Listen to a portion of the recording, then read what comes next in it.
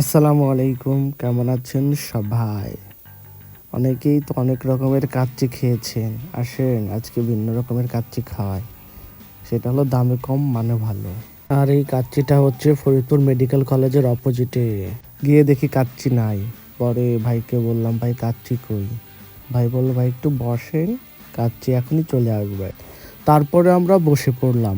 ভাই দেখি পুরা রেডি, পুরা প্রোটেকশন সহকারে, মাথায় হেলমেট, মুখে গ্লাভস, হাতে মাস্ক, সাথে বেলচা নিয়ে কত সুন্দর মতো বেলচা দিয়ে প্লেট উঠিয়ে দিচ্ছে, আবার নামাচ্ছে।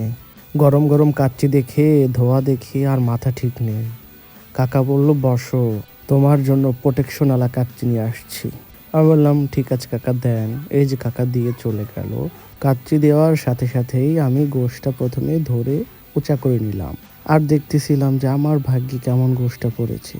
কিন্তু না, গোশটা মজা, সাথে আলু দিচ্ছে, 1 পিস লেবু, 2 পিস শসা দিচ্ছে। আমার বন্ধু গ্রানে লোভ সামলাতে না পেরে খাওয়া শুরু করে দিয়েছে। তাই আমি বসে থাকবো কেন, রাখলাম।